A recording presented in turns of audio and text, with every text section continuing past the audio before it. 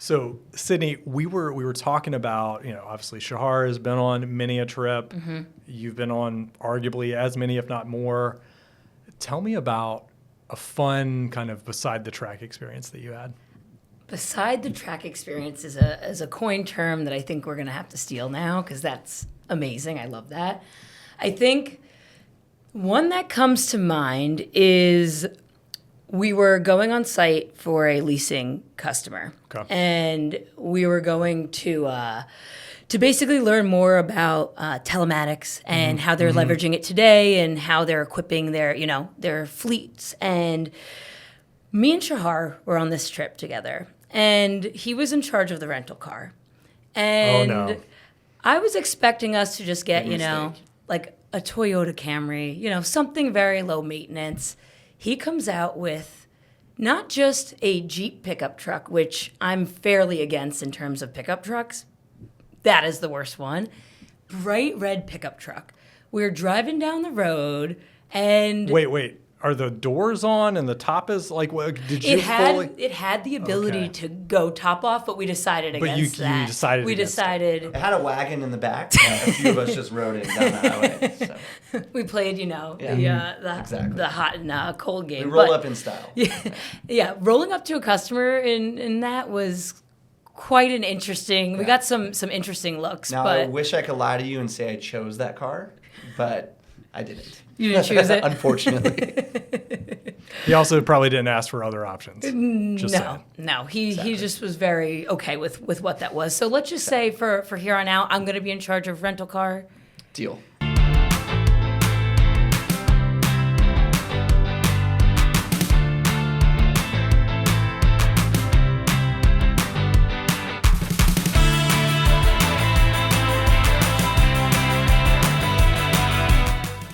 I'm excited to welcome Shachar Astor to the podcast. He is our Chief Growth Officer here at Telegraph. He is also a good friend and confidant as well. As a former operator, me and Shachar have worked together on the operations side. We even have spun up some really cool things when it comes to strategic partnerships, building out new business line ventures, new products. Honestly, Shachar, you've kind of touched it all, but I think you really got your footing on the operations side, working directly with customers. So Absolutely. We're excited to have you. Thanks for having me. No, I'm really excited to be on today with my two favorite podcast hosts. And, I was thinking about it earlier in the day. It really is awesome to even just take a moment and think about how we've basically all been working together for almost a decade now on some really tough challenges and problems. And the cool, exciting part is we're always learning more, and I always feel even more invigorated to get out and just build with both of you. So thanks for having me. 10 years. Yeah. That's crazy. Feels odd to say Time out loud. flies. Yeah. Like I recently heard something about like the way to kind of think about your life is you get roughly around 80 summers, right? Wow. And so we've kind of been doing the things together for about 10 summers. Wow. This is crazy. Or if you live on the West Coast, you get one summer. Yeah. Effectively, Plug right? for LA, not sponsored Yes. by the city of Los Exactly. Angeles. Yeah. Okay. So Shachar, like one of the things that I was kind of thinking about as we were prepping to get you kind of on board into Don't Dwell on It was operations was the place that you started. What drew you into that? What gets you excited and kind of going on a day-to-day basis? Yeah, it's a great question. And look, I think the reality of building software and products is it's only as good as your customers and understanding what they need. And being close to the operations, that's one of the things I love most, is really rolling up your sleeves and understanding where is the friction today within the various partners that we work with, whether it be on either side of the ecosystem, and ultimately building solutions for those. I think it sounds very flashy and very corny to say that, but when you're actually on site and launching that product or learning how much friction is in someone's day-to-day, copying and pasting certain information, or even just seeing how things had been done up until that point in time, there's always a light bulb moment that you kind of realize this is where that impact is going towards. Right. And it's something that once you feel and once you actually put out into the world, it's contagious. Right. And so I think early on in my career, really I had the privilege of learning from amazing people, launching a lot of different products, some really tough challenges. And carrying that over into the rail industry, it's really just been almost a playground for all of the impact that we can have on a day-to-day basis. And we're still learning a lot every single day. That kind of segues me into, Shachar, I know you've had, ample, 3,000 hours you've logged in terms of just customer shipper research. Mm-hmm. Has there been any specific learnings that have surprised you as it relates to shippers? And walk us through It's a a bit really more. good question. Yeah, I think when you look across modes and the variety of experiences, there's one thing that's really been up front and center in my research that I've done, which is every shipper and every organization is a little bit different, but they all have a lot of commonalities of underlying inherent needs that they have. And so whether you are a lumber shipper that really focuses on truck and ships rail and intermodal, or you're a steel manufacturer, or you're a chemical shipper, there is this whole web of interconnected reliances across your organization. And so being able to coordinate what the plant manager is doing with the load planners in the office, with your vendors, and then ultimately bringing that all together and what is your supply chain strategy. Every organization, no matter what shape and size, is having those tough conversations. And depending on how shippers leverage rail and intermodal within their broader logistics and supply chain strategy, that could look and feel a little bit different. But the opportunity is absolutely there and the need is absolutely there to really create that underlying seamless experience. And so with every new chance to roll up our sleeves and go on site, there's a ton that we learn with each of those. Yeah. And it's never a situation where that works where you walk in and prescribe a solution or you walk in ready to sell. If you walk in ready to learn what their processes are, what is working, what isn't, how do you maximize that, and how do you double down on what is working, that's really the mindset shift that I've learned over time that really reaps the most benefits, especially when you're talking about how do you drive user adoption. And at the end of the day, the number one question is, how do you make someone's day better? Yeah.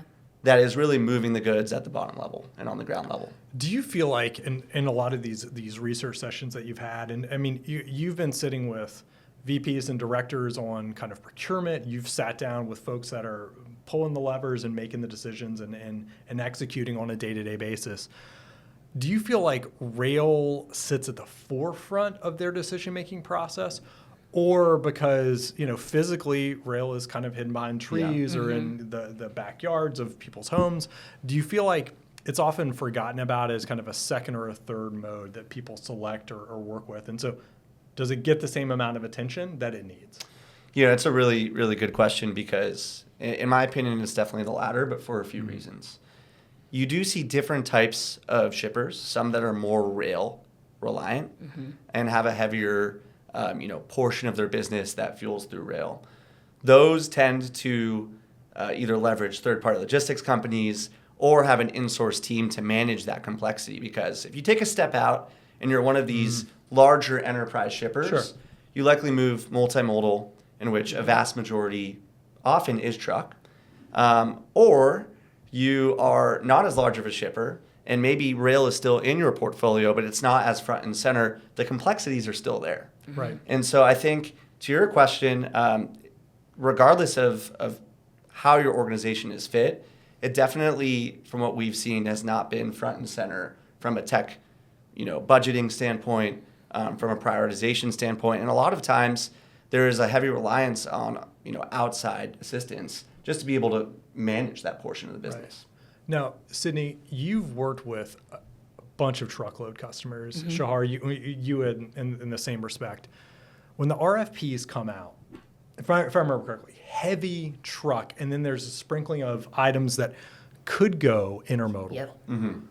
Do you feel like it's I know about it and I'm concerned, or I know about it and I'm just not interested in shipping intermodal? Like where do you think it falls in? Is it an awareness issue or is it a concern about a service performance issue? I think it's a mix of all. I think it also depends on the shipper. But from my experience, I do think it's a we've been doing it one way for so long, we don't want to learn how to do it another way. Sure. We don't want to outsource another way. We don't want to have to stand up new teams to be able to support it. We don't want to leverage new technologies to support it. So I think it's a lack of exposure and a lack of being willing to try something new that could actually make a lot of sense for their overall business. But Shachar, I'm curious as to your thoughts on this. Yeah, I think there's also an element of like historical bias of what is the speed of execution? Yeah. What is the reliability of when is this rail car going to arrive? Or even on the refrigerated side, is this food going to go stale while it's in delivery? Yeah. I think shippers typically have those questions when they're planning out what is my risk Yep. for actually moving my goods? Because for a lot of shippers, your logistics costs are your number one driver of your unit economics. And so knowing that the decisions you're making are going to land and you're not going to regret down the road are really important. Now, the reality is, I think the technology that is available is vastly different than what was available 10 years ago. Sure. That does ease that barrier. So there is an element of education. There is an element of groupthink. But there's also an element of making sure your organizations are set up to really prioritize that as well. So now you and a handful of other people on the team and some folks even who are here in this room had the opportunity to help a shipper who had only shipped by truck find out what it was like to ship by intermodal, right? AFIA Foundation. Tell us a little bit more about what that transition was like for them. Oh, yeah, absolutely. So, it was a really unique opportunity for us to actually roll up our sleeves and test out our own products and work with some of our great partners to put ourselves in the shoes of a new intermodal shipper. And we hear all the time that there's different levels of experiences. What does it actually entail to get set up with a railroad? We spent a lot of time getting shippers set up on the truckload side in a previous life, but actually going through that step-by-step process of getting activated with various IMCs, understanding the pricing from a railroad, and then physically going to the facilities and shipping the goods from point A to point B, you really see it up front, close and personal, of what it's like to ship with technology and what it's like to ship without it. I think what was really cool about that experience is going through it with a new shipper, having them adopt this new mode and new technology and see that it actually wasn't all that scary. Yeah.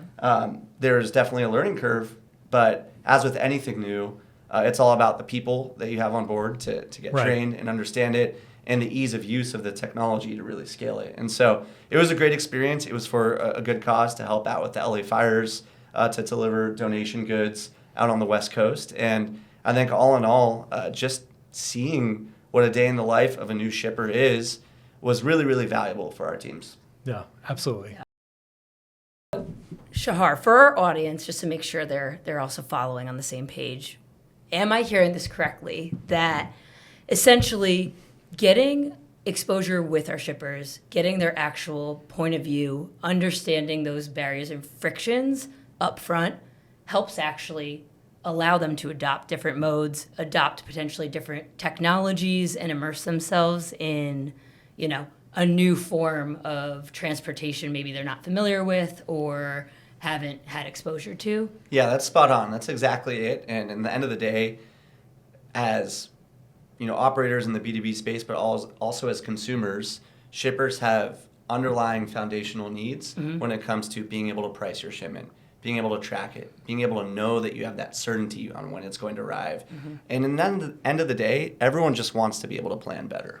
And so if you could do all of those things, you could prove by doing that it's not all that daunting switching over to rail or intermodal. Yeah, and so it sounds like there's this gap between a shipper's experience with truckload or ocean or air versus what they actually get from rail today. And that's one of the things that sounds like you've seen multiple times. Absolutely. So I've had, my fair share of experience with a handful of shippers. Truth. Yeah. And we all know, they know what they want. They know what they need. They're smart. They know their own pain points and frictions. Shachar, I'd love to understand from your experience, where have you seen some of those frictions and how are they combating that today? What are they doing? Yeah, it's a great question. I think really right off the bat, one that jumps off the page to me is the whole concept of demurrage and unplanned costs. As a rail shipper, you've certainly heard the word demurrage be Yep. floated, and I think it becomes really tangible when you're actually on site at the facilities. You actually see the switch yards. Yep. You actually see rail cars dwelling in various locations. And there's one time that comes to mind where we were actually on site with a customer, and we found that they had all of these very specific processes to help avoid demurrage, but because rail cars were arriving at a certain time right before the weekend cutoff, their crews couldn't actually unload, and they were on the clock. And months down the road, they were faced with some unplanned charges. And so do you feel like they had a good handle on seeing the cars as they were coming in and kind of planning for that? And was that the issue, or was it that it was a surprise would show up 60 days later with a bill? I think it's absolutely the latter. And so there are a few failures from what we found throughout that process. Number one, there was no accurate estimate of when they should actually plan their workforce to ensure that those cars weren't dwelling. So maybe they knew when they arrived, but it was already too late at that point. The second is really being able to analyze that, report on it, and mobilize your teams to help avoid that ahead of time. And so it kind of clicked for me in that moment that proactively avoiding and mitigating that scenario where you put your team in a bind is really the most critical piece. And so I think right off the bat, we launched a variety of tools to allow them to avoid it, and we saved $85,000 at this one facility within 6 weeks. And so that's just one example of many that, you could have the best, most high-performing teams in the world, but if you don't empower them to plan, then the impact is going to be limited, and you're going to be reactive. Right. And it's interesting. So demurrage is one side of it. Storage for the intermodal folks is equally something as challenging. Absolutely. What have you seen on the intermodal side as folks are IMCs specifically or BCOs are kind of battling back against storage? Yeah, well, intermodal has a whole new leg of complexity because it really is inherently multimodal. Right. You have drayage moves that sometimes are coming from either a port or a facility directly.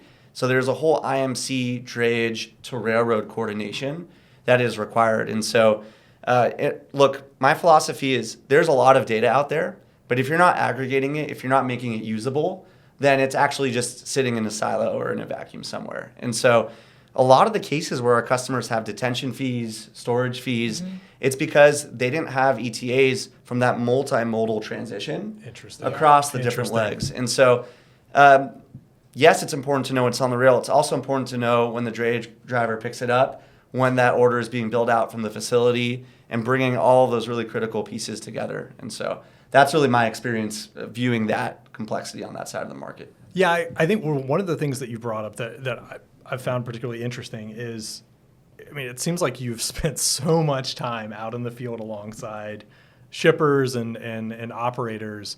I think there almost seems to be this massive divide between what I might hear at a rail conference about what good service looks like versus what is actually being talked about on the ground. And so I think one of the big takeaways that I think you've given us is that it isn't what is being said at the rail conference. It's not about the train speed numbers that are posted up on a slide. It's more about what are the actual dollars that people are fighting over on a week-to-week basis. Right. No, you're absolutely spot on. And I'd say some of the features that we've even rolled out to our customers that operators are most excited about, it's always the features that address the 3% of issues that they're having on a daily basis. So can I know when something doesn't go as planned? How do I know immediately when something goes out of route so I don't have to go play detective and find out which yard it's in and why it's there? Yeah. It's really about saving time, which equates to saving dollars as well. So it sounds like one of the things you've learned is that it isn't always the big ticket items or the buzzwords that the shippers and I think the broader rail community need, right? Yeah, I think in the end of the day, what rail operators really need is features that address the 3% of shipments that don't go as planned. Yeah, I think one of the really interesting things that we learned at a very early stage in Telegraph was that, shipper satisfaction is really reliant on everything flowing and having high chemistry across the ecosystem. That's like And the so, story of life, right? I know, right? And so I think really one of the aha moments for me was early stages of starting Telegraph. We actually joined 5 a.m. calls with the Short Line Railroad that every single morning, because they didn't have inbound visibility, they would have 35 people on a call and list out all of the activity that was coming back inbound to a certain shipper location every single morning on the dot at 5 a.m. And it really clicked that in order for a shipper to actually have an optimal experience that is similar to other modes of transportation, well, you also need to make sure railroads aren't underserved as well. And railroads have that seamless technology so they can empower their customers. And that trickles down to the facilities, it trickles down to the 3PLs that are reliant, and it trickles down to other railroads that require that level of granularity to do their job as well. So it's really a puzzle piece, and making sure that everyone can connect and speak the same language.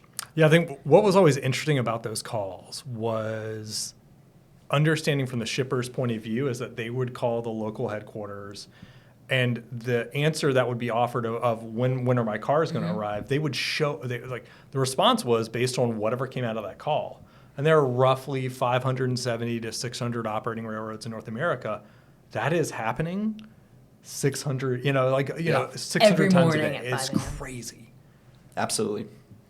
I think what's also pretty crazy about it is the fact that, shippers may feel like, hey, I don't actually know where my cars are. In that example, I remember being on those calls and thinking like, a shipper's going to call you at 6:30 a.m. whenever that first person enters in, and the first question they're going to ask is, where are my cars? And not knowing exactly where your cars are, even from that type of call with those entire operating teams and yard teams, is such an interesting gap. Yeah, one of my favorite full circle moments was actually bringing our entire team in an offsite down to a short line railroad and seeing rail cars arrive. Yeah, exploring the hoppers, right? Seeing it all, and you just saw the light bulbs going off. And I think that's where the real magic happens, when you get to see it up close and personal, and it gives you actually going out and appreciation. building. It gives you that appreciation of there's real people that are doing this, working tirelessly day in, day out. Oh yeah. And it's kind of empowering in a way. So thinking about a lot of these experiences that you've had with shippers, if you had to distill it down all into one thing, what do you think right now, if you are a carload shipper and an intermodal shipper, if you're maybe working with both, in 2025, what do you feel like is the one thing that you need from the industry to move the needle for you? Yeah, the number one thing that I need across both is consistency of experience. Okay. Across my teams. I want to know that anyone from my team could plug in and do their best job. And that all starts with having the right people, and it starts with having the right technology, and it starts with having the right partners. Mm-hmm. If you do those three things really well, you're going to have a successful strategy. But it's really hard to succeed without one of those. Mm-hmm. So it's a three-legged stool. Yes. You can balance on two. Mm-hmm. You're going to stumble if you have one, but if you have all three, it's a great thing. Absolutely. Yeah, the three-legged stool, that framework was very was kind of made famous, I think, with Warren Buffett and with Matt Rose at BNSF. So I always like to think about that. So I have a question for you, Harris. I would love to answer a question. Because many of those miles have been traveled together, oh boy, what is your favorite local cuisine that you have tried with the customer? Well, I already know where we're going with this. Yeah, it's funny. I was not expecting this question, but from you, anything is kind of, I guess, open game. I would have to say that Green Bay, Wisconsin is a burgeoning food scene. Not that I'm a foodie. I know that you are, and you have 30 spreadsheets outlining said fact. Absolutely. But macaroni and cheese egg rolls, I feel like combines the best of Wisconsin in so many different ways. Mm-hmm. The version that I think we had did not deliver and meet expectations. Thank God the meeting was before lunch and not after. Put it that way. Yeah.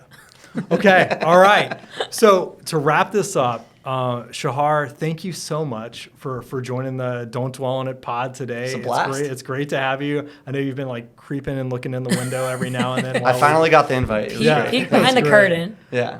I think the big takeaway from you was that being there on the ground alongside your customers is seriously the most important thing you can do, whether you're building a technology company, whether you're just starting off a relationship, or whether you're actually looking to solve problems. It's actually working with them and seeing the world through their eyes. That's the most important thing. Absolutely. Awesome. Thanks so much for having me. Yeah, thanks for being here. Appreciate it.